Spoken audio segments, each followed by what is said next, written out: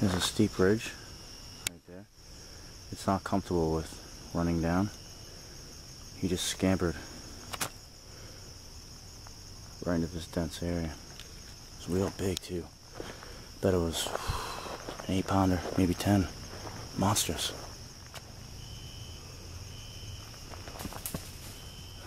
There he goes. He's right over here. I see him.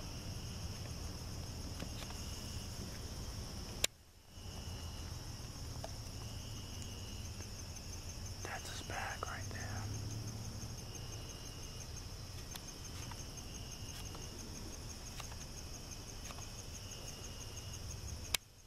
There he is. You can see his ears right there. He's looking at me.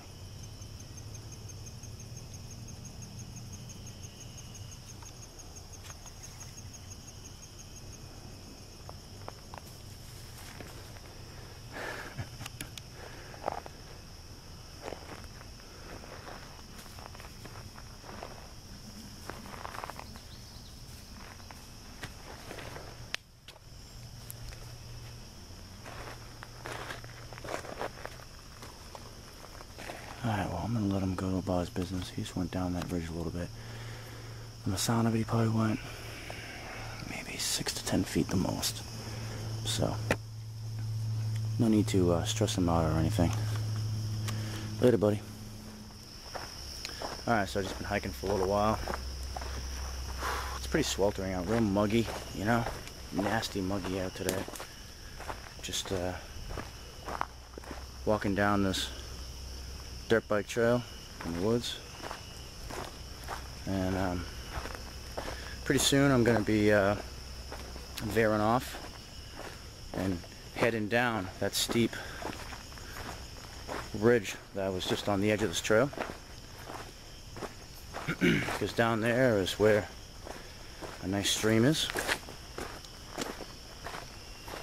We're going to have a little discussion about where to collect your water and why. Stay tuned.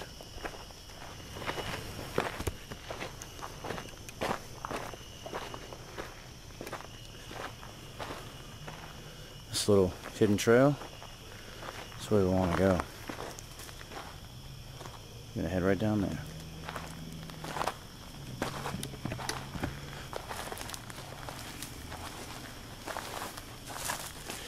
At the bottom of this trail, to my left,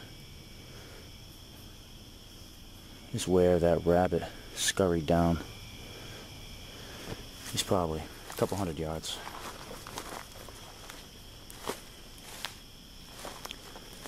But if I was interested in hunting him and I wanted to circle around and flank him, this would be the way to do it. Go down here, you know, take a left, get a new angle on him, sneak up, be absolutely silent, try to get a shot on him that way. He's probably still looking up towards the hill. You know, when you're coming over ridges like this, it's a great way to surprise game if you do a real client.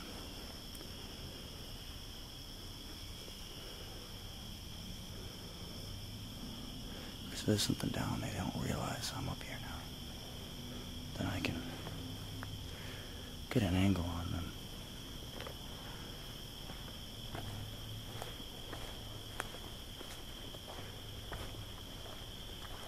So if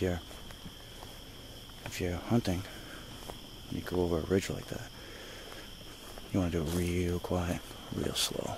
I mean, you know, if you heard game on the other side of that ridge, a good way to do it is, depending on what you're using, you know, to hunt.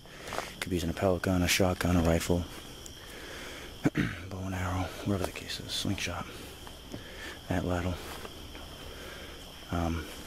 bowlers, you know, depending on what you're going after and what you're using, that will change how your form has to be when you take the shot, right? So, you know, if you have a rifle or something like that, anything that can be carried in that manner, then you can actually, yeah, this call's going off because they hear me. you can actually crawl up to it real slow, and eventually get right down on your belly and just inch up. Take 5 minutes to go a foot. You know, they'll never know you're there. You have an absolute dead reckoning shot on them. It's just there's no buts about it. They'll have no idea you're there, especially where time eradicates fear. And what I mean by that is, if something hears a rub or a twig or something like that while you're inching up, now normally if you're walking fast, another noise will happen right away. You know what I mean? A few seconds, less than a second later, whatever, it knows, okay, something's coming. If it hears a twig snap or something, and it's just one, and it's not followed by another one quick enough, it's gonna convince itself that it wasn't anything to be worried about. Because the next time you snap a twig, because you're moving so slow, might be 3, 4, 5, 6, 7 minutes later. Now, if that's the case, it will see the two occurrences as separate events if enough time goes by in between. So you can actually, you know, sneak right up on something, and you're still the one making the noise, but it doesn't perceive it that way because it doesn't happen quick enough. So that's one of the virtues of going real slow. Sounds like there's a dirt bike coming down that trail. Actually, sounds like a four-wheeler.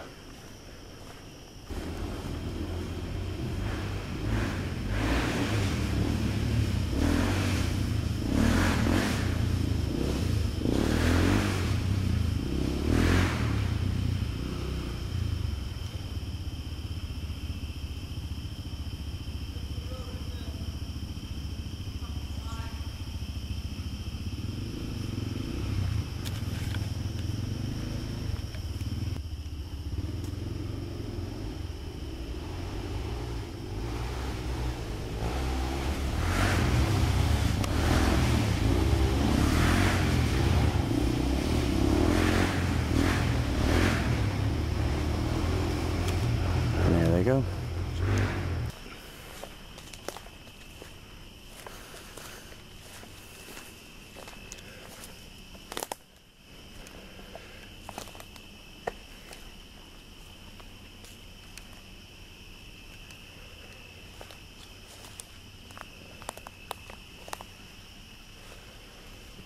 And there it is. The water source.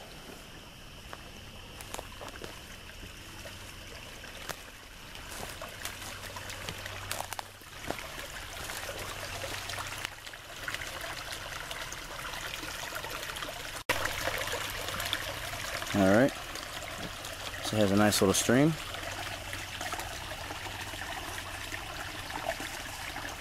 As you can see, there's a lot of rocks in this area.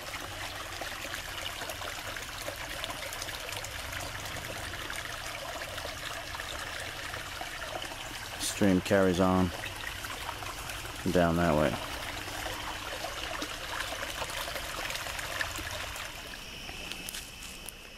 Alright, so it's running pretty low right now, as you can see.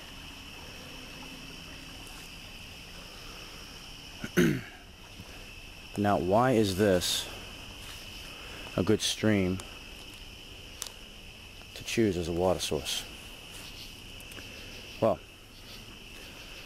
first thing you want to do is, if you can, you want to find out where the stream has been. I want to start heading towards the source of the stream. That's real important, because if the stream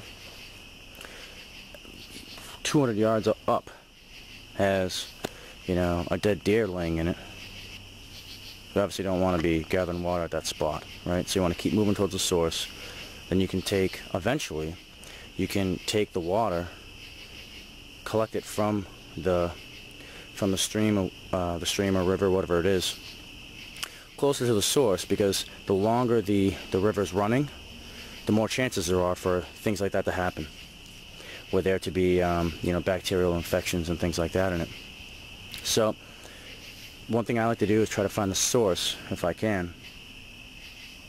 And this is the source for this stream right here. So the stream runs right down here, right behind that tree. Down the bottom is where it was gurgling just a moment ago. So right here is the source of the stream. It doesn't go any further, doesn't go any higher, anything like that. Right in front of me, and I know it's getting hard to see. I apologize for that, but there really isn't much to see. It's just basically a swamp. This is where the water collects.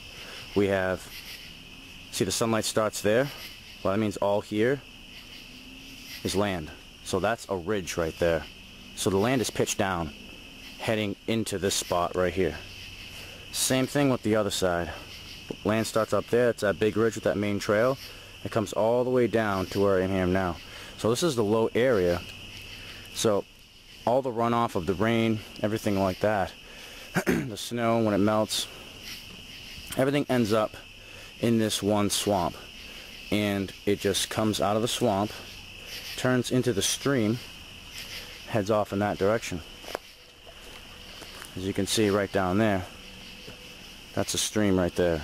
So finding the source of your water supply is incredibly key, because you're going to surpass all the issues. Because as the stream runs down, you're going to run into more problems. You know, you have a greater chance, because, you know, if a stream runs for 100 miles and then you take from it, well, then there's 100 miles of locations where something can die in it, fall in it, whatever the case is, or be contaminated by something else, chemicals or what have you. And over here, you know, it's just literally, it would have to be in the swamp. So it's localized to the smallest area possible, you know. So that is a key ingredient. So first is you want to find the source. Okay, so when you're looking for water and you're dealing with streams or rivers, you don't really want to take water on the inside of a bend. So if a stream is going and it turns, there's going to be deposits on the inside of that turn. The outside of the water is really cruising, so it's more apt to carry things. So if you know, obviously collect water on the inside of the turn, then it's going to be more apt to have sand and dirt and silt and things like that in it.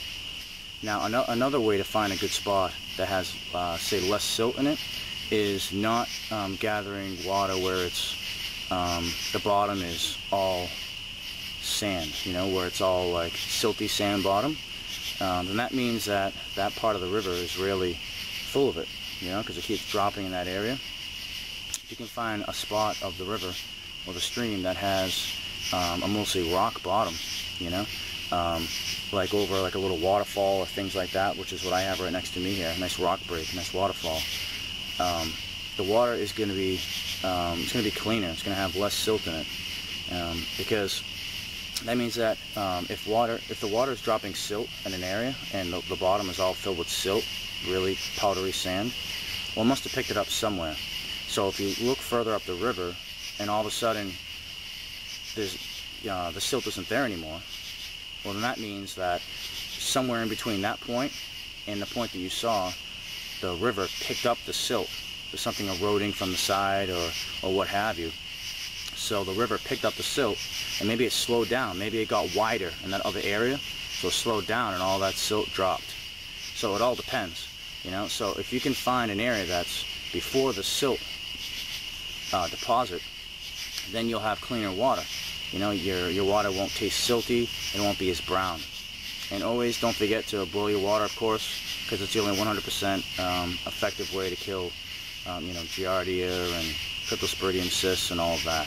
So you want to make sure that you protect yourself from you know, various protozoa that's in the water. Okay, so I just wanted to have a quick chat about, you know, things to consider, you know, whenever you're collecting water from a stream. You know, so quick summary is you want to head towards the source whenever possible, so you can skip issues and try to get to the cleanest part. Second thing, you want to try to collect it over stones if you can. so there's less silt deposits. And third, if you are going to collect it on a corner, if you absolutely have to, where the river is turning, collect it on the outside of the turn, because there will be less deposits there as well.